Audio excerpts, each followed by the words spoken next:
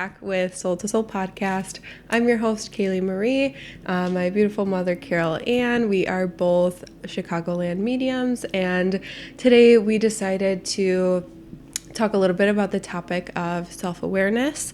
And then later on in the podcast, we do have actually a couple questions from you guys. People who have left us questions or just asked us questions throughout the week that we thought it would be perfect to kind of turn into our own little segment. Because with this work, it is something that everybody always has questions about. But I also feel like we can only ever explain it to the best of our abilities with the experiences that we have had. But we've also had other mediums or other teachers answer some of our questions, and then we go and have our own experience with that thing, and it turned out like it's something completely different. Hole. Yeah, for sure. So that's where, like, everything we say, listen, take it with a grain of salt, see if it resonates, but everything we do, the work that we do, we will always say that's why it's so important to have your own experiences. Because it continues to unfold, and Spirit continues to teach us. And not just teach us, but as, you know, I'm sure you too, like, we'll have a certain symbol that means something, but then 5 months later, they're showing us that symbol and it's something else. And then it's like, so Spirit's constantly stretching us. So even like how we teach, like, we really want to share our experience and the truth, like pull the truth from it, what resonates, like Kaylie said, and then just allow this openness for Spirit to work with you and come in, like, and shift and meld, and that'll change too. So just a constant flow, like change, like they say, change is the only constant in this world, and it's true. So just be open to. But it is so true, because it's like I said, we can only share from our experiences. But if you can. And that's why I feel like we teach to always take your power back and always discern, because it is so true that each one of us are living a different life path, and Spirit, the universe, energy, universal laws are all going to work through each of us so differently. So you can only take so much from what one teacher says. And if you do, or if you are someone that can get stuck in taking what teachers or somebody you see as above you in some way, taking it as the whole truth, I think it's really interesting. It could limit you, but that's where I would say, like, I would try diving deeper into that and seeing, like, where are you not giving yourself enough credit or enough power, or where are you not honoring yourself enough for your own experiences with certain things or certain questions you've had. Because if there is something that is coming up for you in your reality, but a teacher always told you one thing, and you feel the resistance, and you miss something, you might miss something big about yourself, and that something about yourself is something that you could share with someone else. So that's how it keeps growing, and that's why we all benefit from each other and our uniqueness, because it's so beautiful. They teach us that there's a medium for everybody, but it's with every single person on this earth. I think you said it in one of the last episodes, and I thought it was so beautiful the way that you worded it, like, that's okay, because we need this person on their life path too. And I feel like that's so true, because each one of us is experiencing this life from a different reality. So the more you can just learn to honor yourself and your reality and your experiences, and then even see how you can teach others with what you've learned, and see your worth in your experiences and what you've learned, to be able to do that and know that there is somebody out there that needs to hear what you have to say. And because you're the only person that can say it the way that you can, because you're the only one with those exact life experiences. And so it is having the trust in ourselves and having the trust in whatever we feel pulled to do or say. But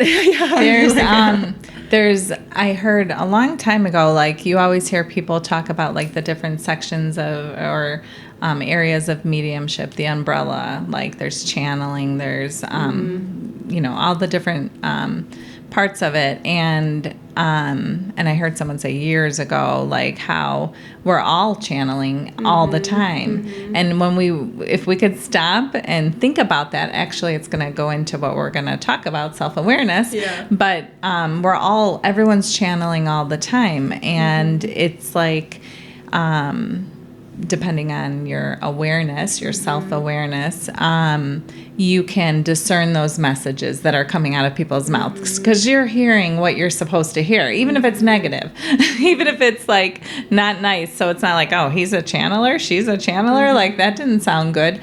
But it's negative though, it's like, what is this bringing up in me though? That's the whole point. I think so the message. So we're all messengers, and we're all channeling, and it's all taking just like what you said in the beginning about take what resonates, pull from the truth, all of that. It's like self-awareness. And that's the what more, we'd be doing. Like negative or bad or whatever situations, it's not about, oh, you have to listen to this message.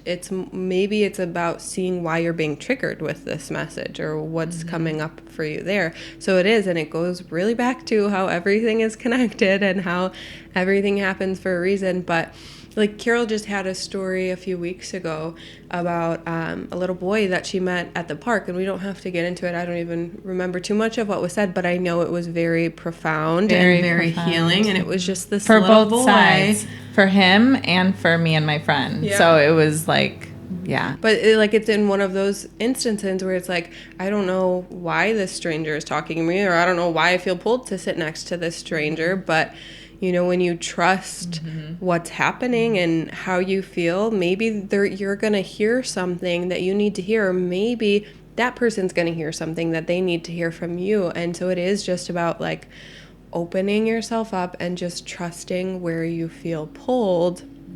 And we can go deeper into that. I think that is even one of the questions, but so we can talk about that later. Just like, how do I like learn to listen to my intuition or connect with myself? But just going back to like the topic of self-awareness and how that works, and how to be self-aware through different situations or when things come up for you. Is there a thing as too self-aware? I feel like there's two ends of the spectrum. That reminds me of our family. Not that we're all so super aware, but we do have an awareness that we all actively work on ourselves. But sometimes, like, I've seen the perspective where there is a such thing as too self-aware, and it can even be not detrimental, but too much for you, or it's stopping you. The thing I learned is if you are too self-aware, and I feel like I've heard this with even some of my other clients or people who are sensitive or empathic or just overthink in general, it's definitely a thing to be too self-aware where you think too much about a situation. You try to analyze it too much and go over it too much, that it actually stops you from feeling the certain emotions that you're supposed to be feeling. Often you're feeling pain because of it, because you put yourself in this stuckness, because you're over analyzing, you're over assessing the situation, like all that comes with that. And that could go on for as long as you probably allow it. So there is something to moving forward. So yeah, I do think you could definitely, but then like you said, it's a stuckness. Why am I not finding clarity? Why can't I make a decision? And all of that stuff, when really your soul is just trying to get you to connect to the emotions underneath it.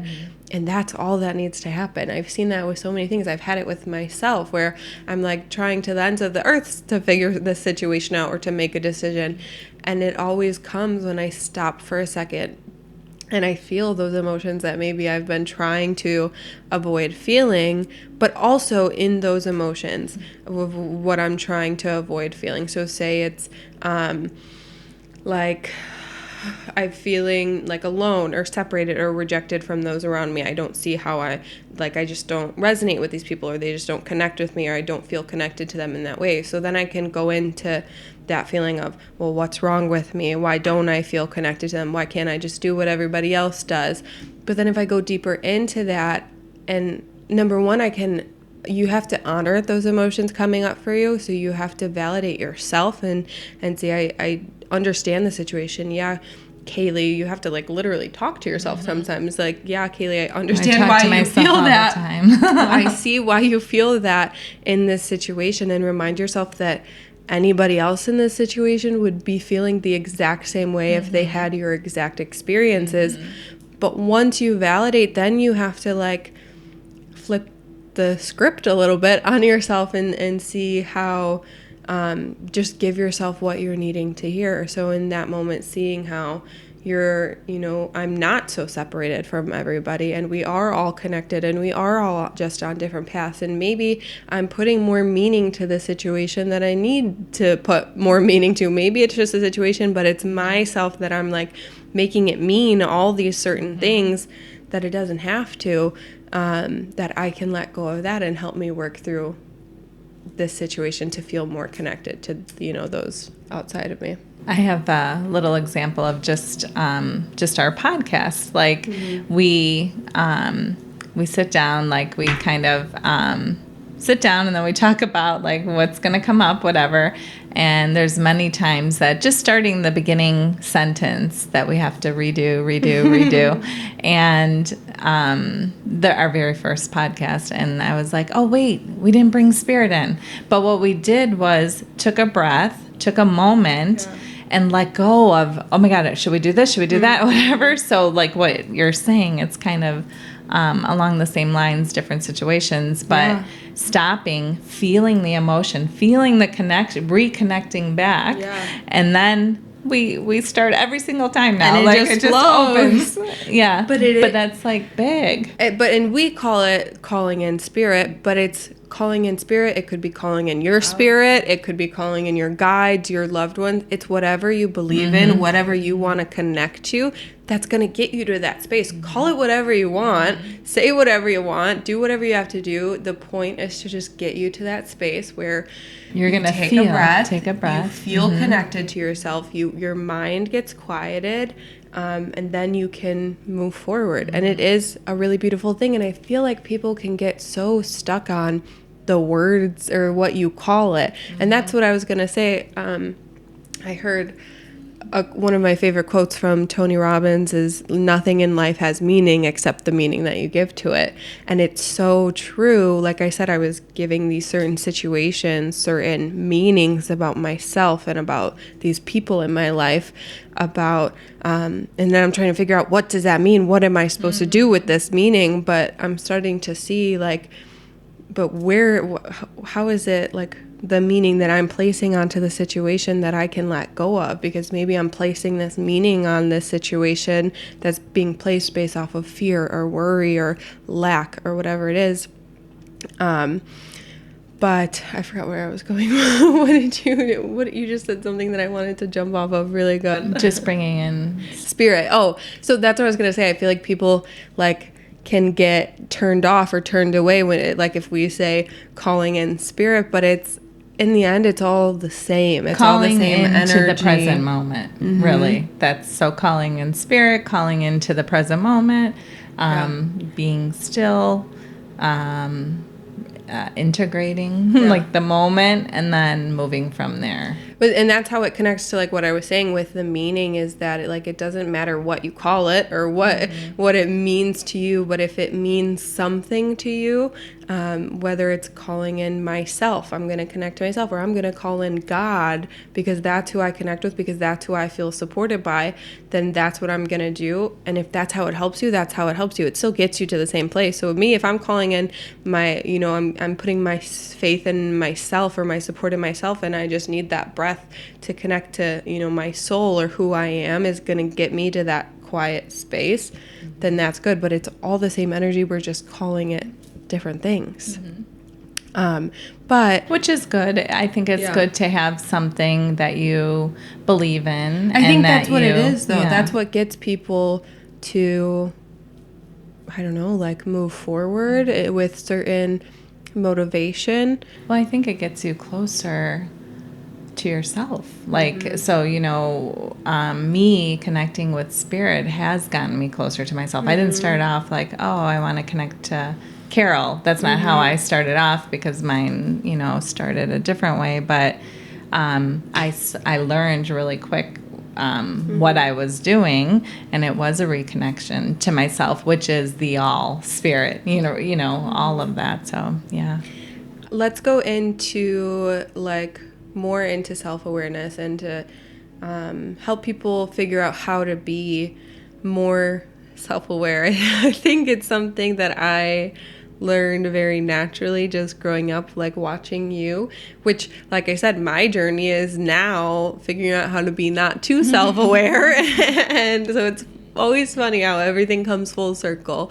But how can somebody be more self-aware during their day-to-day life? I think I shared this on a different talk, I think, but it's a simple one. I would listen to Wayne Dyer. Anyone that works with, he has the book, Change Your Life, Change Your Thoughts, Change Your Life.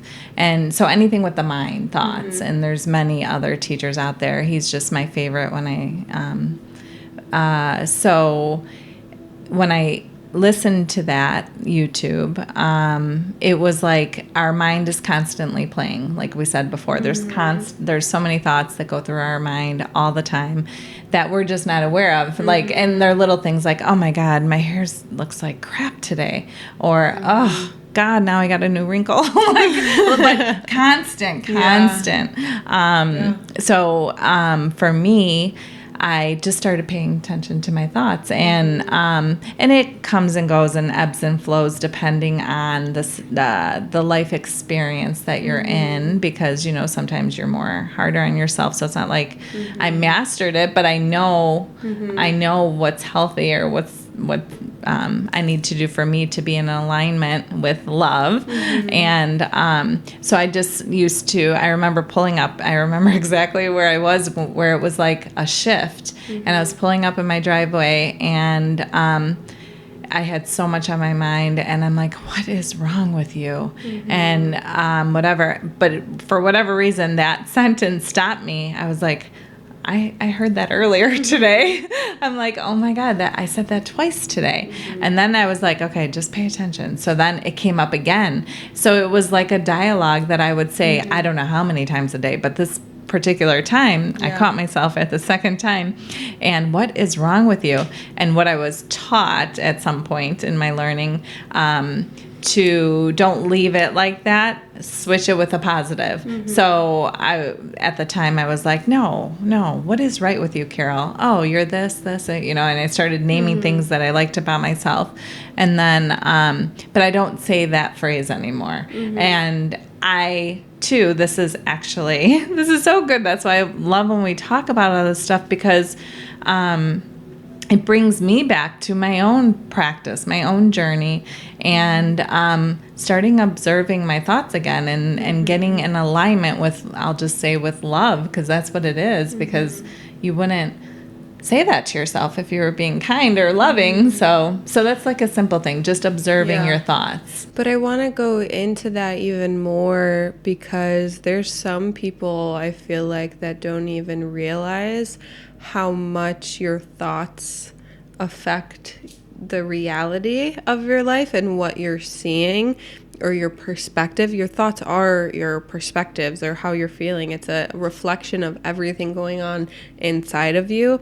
And I think why I believe so much that your thoughts create your reality is because I feel like I've been through both sides of it. So I've been where I've gotten stuck in my thoughts, or I'm only thinking certain things, and then I get stuck in only seeing that play out in certain situations. And then I've been able to see how I've seen the difference. I've felt the difference it makes once you're aware of your thoughts, and when you start to consciously change your thoughts, and the new reality that you start to have, even if every single thing else in your physical life is exactly the same and nothing's changed but your mindset. It's it's something that you have to experience for yourself. And I do think it is really beautiful to see like, wow, nothing in my, it's crazy when you take a step back and look like, wow, really nothing changed. It's just how I was viewing it or what I was thinking about or the meaning that I was putting onto the situation that changes so much. That reminds me of, I believe he was in The Secret, and I think his name was Joe Astra, who got, I know you know the story, who got into an accident and couldn't walk. He was told he could never walk again. So he was in bed, paralyzed from the neck down, I believe. And they just kept telling him, the doctors assessed the situation, and basically, you're never going to walk again. And all he had was his mind. And he laid in that bed day after day, visualizing and just working with his thoughts, really, and seeing himself walk. And he walked out of the hospital is the short story, but that's a lot of, that's a lot right there. I wish we could all do it like that, but that was his path. Yeah. We can all do it like that, but it's just I think that is like one of the extremes to really see like, wow, the difference it makes when everybody else is telling you, in your life, like, I'm sorry, but you're not going to be able to walk out of this hospital, and you consciously choosing something different. And then something so physical, something like the doctors, they're supposed to be right. They're supposed to know what's going on. So how are you going to say you are going to walk out of the hospital? But then that choice he made to see himself, to know, no, he's walking out of that hospital, and the fact that he did it. So I do think that is one of the extremes, but it's beautiful because then it almost makes like all these little things seem that much easier when we can slow down and start to connect or to ourselves and be conscious of our thoughts and see. And at the end of the day, it just comes with like noticing how you feel and almost seeing like, or seeing the life that you're creating and seeing if you want something different, then you have to do something different. That's something that's been coming up a lot for me lately, too. I literally just got this visual, so I'm like, all right, thank you, Spirit. But like a playground, and how they say like your life is a playground. And if you picture a playground, being a little kid, sometimes you leave mad because you fell off the swing, or some boy was mean to you, or some girl was mean to you, and sometimes you just have so much fun and you're like on top of the world on the slide, and just like allowing yourself to have the experience of exploring yourself, like so going into so why that came in was to help lighten, like I feel like what you're saying, observing your thoughts, self-awareness, and how it could go extreme where you're over self-aware, but just allowing to be like, it's a playground, play with it, just play with it. Something that just came to me is, what if there's somebody who doesn't want to become self-aware? Yeah, that's a because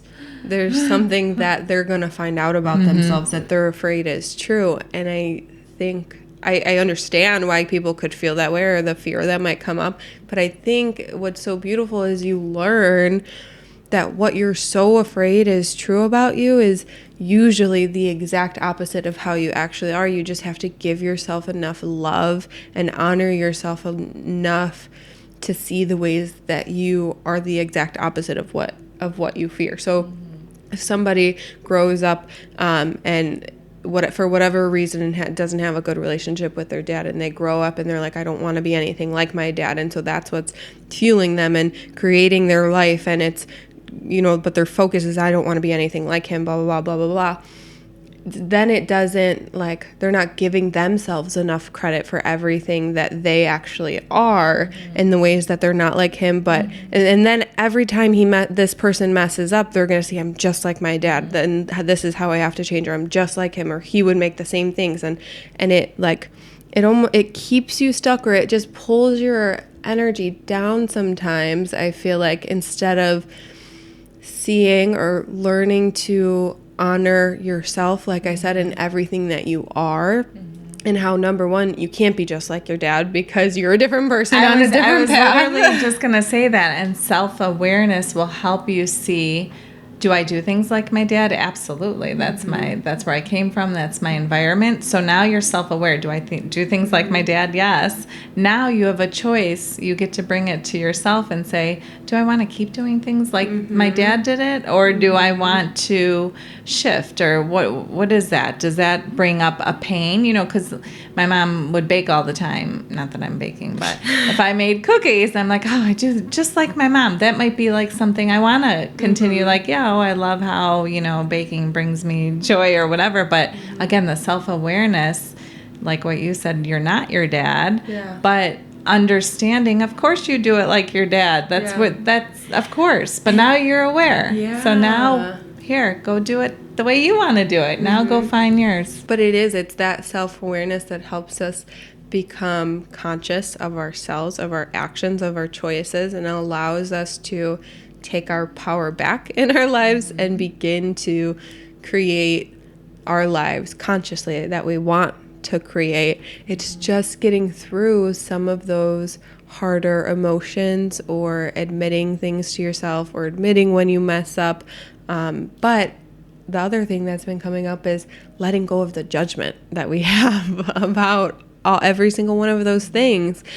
We talked about this in another episode, to be stepping into the observer role and really observing yourself with compassion for why you make certain situations and or why you make certain choices and why you get yourself into certain situations, and letting go of the judgment of the situation itself helps you to move forward through it in a new light, in a different way, and so much easier than, if you were still like having this judgment and pushing yourself through this judgment. And I'm so blessed to have you as my daughter because we go for morning walks all the time and you're constantly showing me, well, that's a judgment.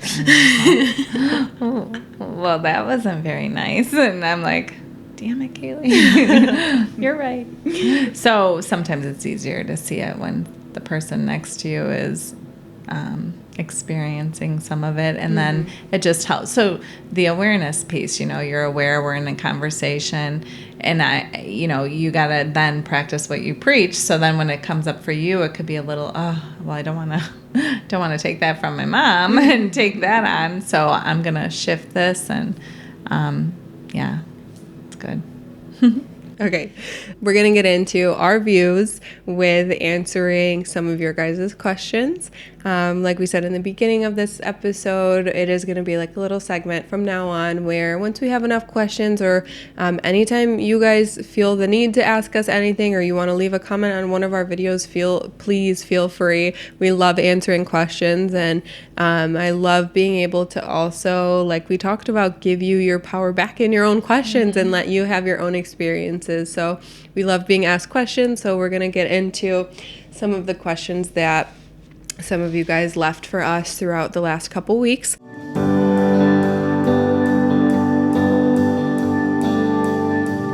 The first one being, will my partner on the other side be upset with me for wanting to be in another relationship? Will getting into a new relationship affect my connection with my partner who is crossed over on the other side? So let's see. So there's I have a couple experiences I could kind of feel into. I do feel like because we connected with so many partners on the other side that I don't believe they would be upset with them at all. It's the exact opposite. What they want is for us to live and live like do things we've never done before. Like, they have this bigger eye view looking down at their own life, our lives. And I feel like, they really want us to live. And will it getting into a new relationship would affect the connection with my partner who's on the other side, I feel like it enhances it. Like a lot of people feel torn. This is something I've heard for years. Like, well, then do I have like 2 tombstones? Like, or like, do I go visit both my husbands when they, or like, what's going to happen in heaven? Like, who do I go to? And when we continue to grow within our own journeys and love is love. I think that why the connection could be stronger is because you have this whole life with that partner who passed away. So you have all the good, bad, and ugly experiences, just experiences where you can take that into your new relationship moving forward and also draw from the newness of the new partner and the new love and different things that I think they encourage it, actually. And I think the important part was, like Carol mentioned, that they have this overview. They can see things from so many different perspectives, but most importantly, you're the one that's still here. You're the one that's still living this life, and so it is your life path wherever you feel pulled, and you have to honor yourself in that, and they see that and they understand that. And like you said, they want you to live your life and have these experiences, whatever that means to you and however that shows up for you. Do not worry about like your loved ones being angry at you or upset with you or it messing up your connection, because this life is all about you, and it is the truth. We all have our own realities, and it's all about us. And when we can see that and honor that and just go where we feel pulled, like our loved ones understand. They don't have any objection, really. And what I want to say about this particular question, the person who asked it, whoever asked the question, if you pulling in the self-awareness, observing peace, just to ask a question like that would tell me her heart wants a connection. Her soul is here still to find that love and connection in her heart within a partner. Like her very question, I feel, is so beautiful to understand her own heart. Like, because why would you ask a question like that if you didn't want to experience it, you know? So I say, definitely be open to experiencing more love in this life. And know that your loved one on the other side is gonna be right there along with you, helping you through the ups and the downs of the situation, but also just supporting you and knowing that, like I said, this is still your life, and whatever you feel pulled to do is enough of a reason to make it happen for yourself. So I definitely don't think anybody has to worry about how it'll affect anything, because they come from a space of love and understanding more than any of us can comprehend. So.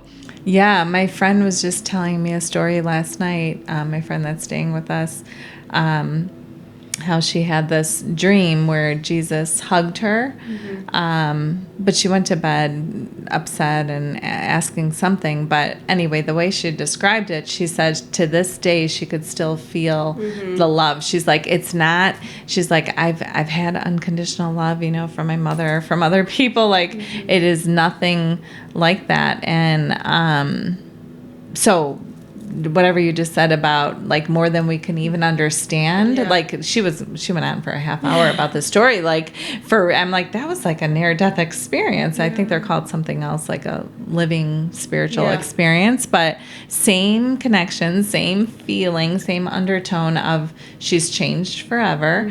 And this love that she felt, she can't even describe it in human words. So, that's what we've learned from connecting to the spirit world, is everything is so much stronger and enhanced and deeper with them. So they only ever come to the table with love and understanding. Yes. The next one, why am I always seeing angel numbers? Do they mean anything?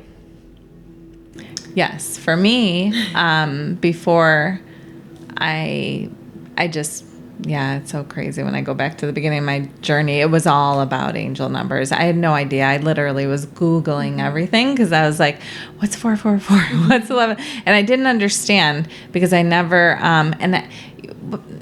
there's truth to this. I'm a very logical person too, and I'd like to hear your perspective. There's truth too, but it kind of irritates me a little because I feel like I have followed and searched out so much proof from my own specific journey that when people say, so I didn't say it yet, but when they say, well, 444, it's angel number, Archangel Michael, so of course you're going to see it all day because you already put it out there. When people say that, like the red car, and it's like, well, you want a red car, so now you're going to see them everywhere. So like, I don't really, when I see angels.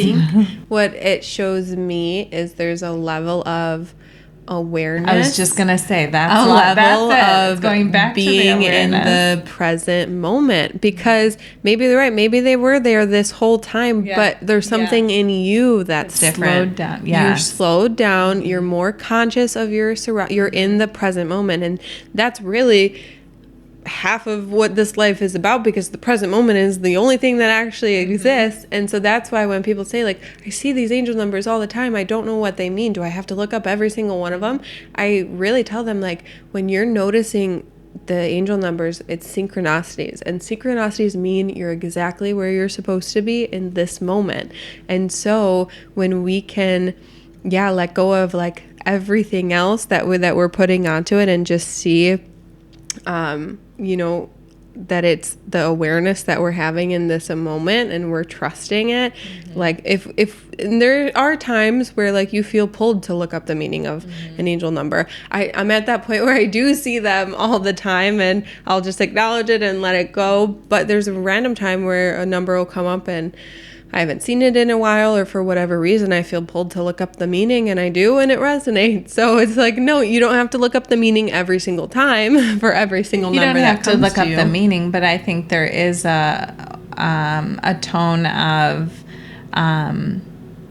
spirit world, connection. Universe, your higher self saying there's a connection. Like there's a time to stop. There's a time to slow down. So at the very least, I think when you start seeing them all the time, it's awareness. It goes back to awareness and just be present. And that's where you should also like give yourself a little credit, because you are being in the present moment. And it's one of the hardest things for a lot of us to do nowadays, is to be present.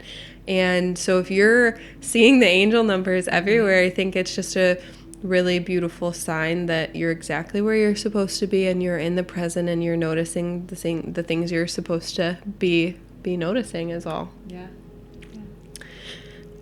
How can I start to connect with my loved ones on the other side without a medium? I would say...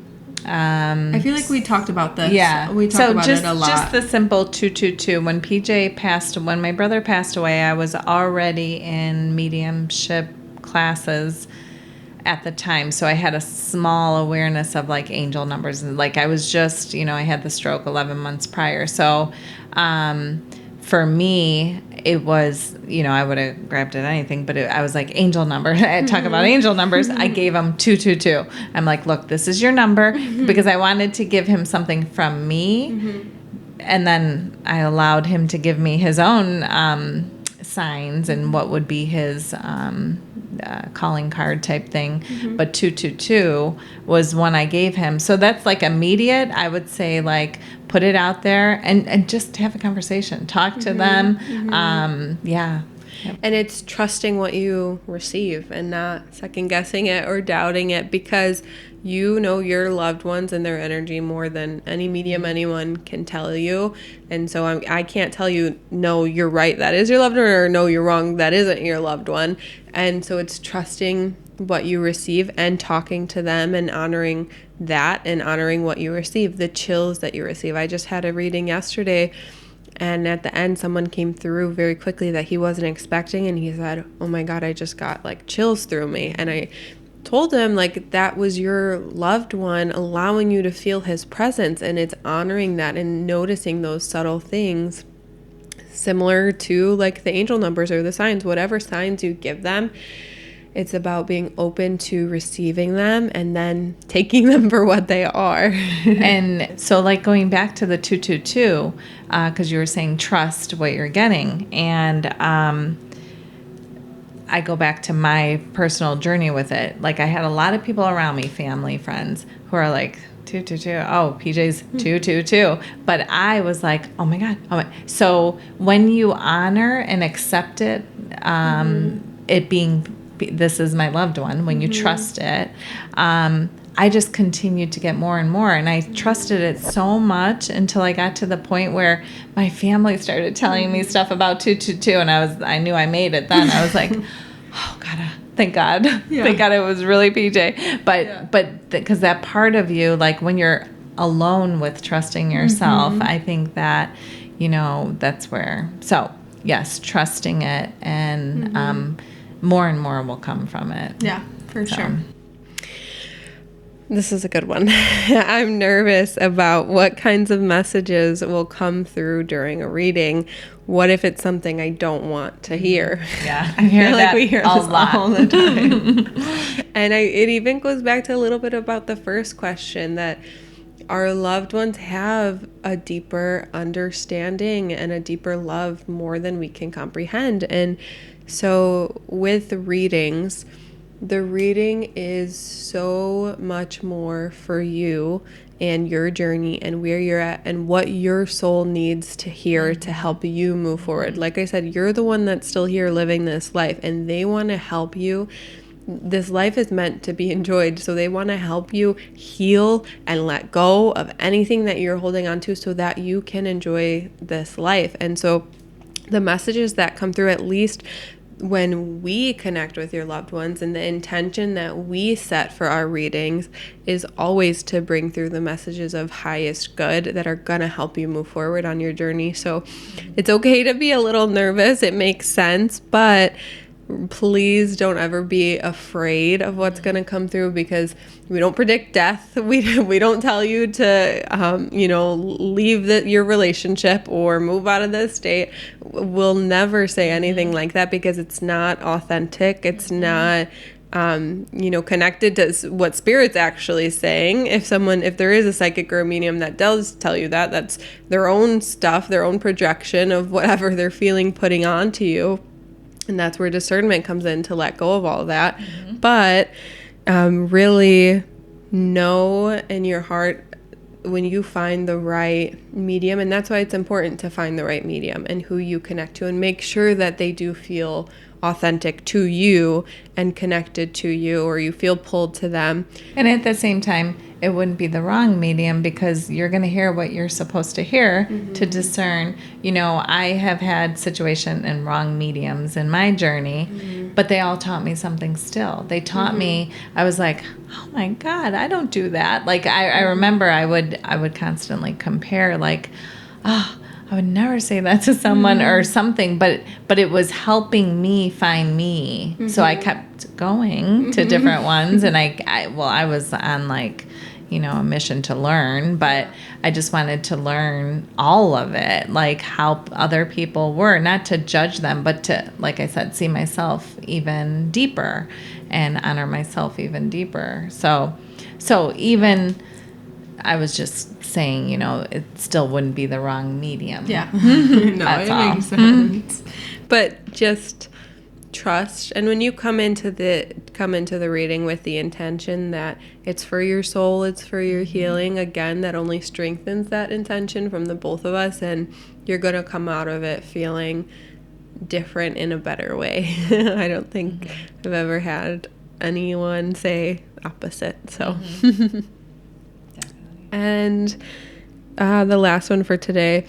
My sister is in Arizona going through a really tough time, needing my mom's support and guidance from the other side. But what if I need her too? How does that work? Can they be with multiple people at the same time? Yes. I think we know this because this has been a reoccurring thing in our family about dreams. So we found this out back when PJ passed away, but I'd be like, oh my God, I had a visitation, like PJ hugged me, all this stuff. And then you'd say, oh my God, he was in my dream last night. And then my brother would say, oh, I had a dream about PJ. What day? Like, we're like, what? But this has happened now to us multiple times. Yeah. And, I'm not good with the Bible, but like how they say Jesus, could be omnipresent, I think it's called, be all over at the same time.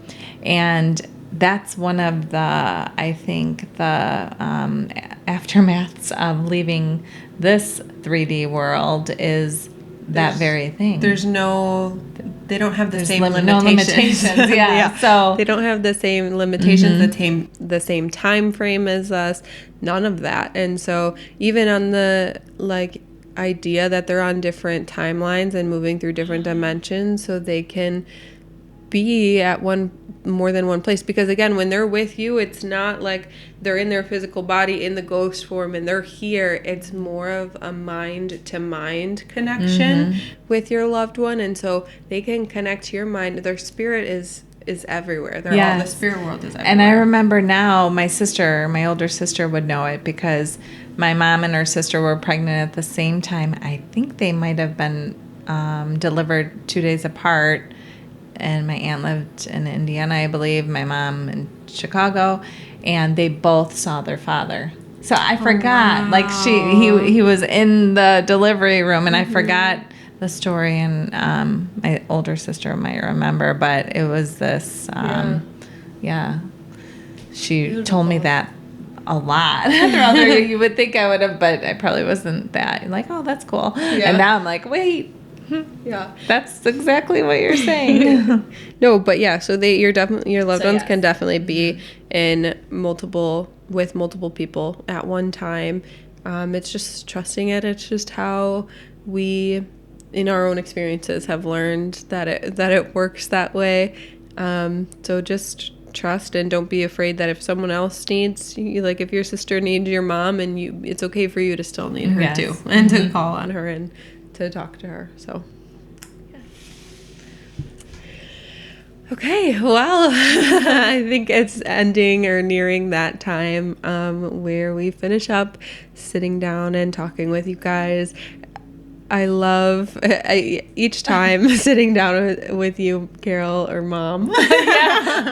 Thank you, because I do too. Every time I'm sitting here and you're talking and I'm trying to keep my mouth shut, because I'm like, I want to say this, but I'm just watching and I'm like, my mom is just smiling so much from heaven. I'm smiling, but I'm like, oh my God, I'm living the dream. So thank you. Really, but the only reason we're able to do this is because a lot of the things we talked about, like we are able to see and honor ourselves and our own individual perspectives. We don't know who's listening, who's out there, or whatever. We're just honoring whatever the heck comes to us in this moment and sharing it. And we know that whoever's supposed to come across this is going to come across it, and that's okay. Even if it's just for one person or 20 people or 500,000 people. And when I watch it, because I never watch myself talk, but when I watch it in 20 years, I will not judge myself. I won't be like, Carol. Well, we'll see you guys next week. Bye.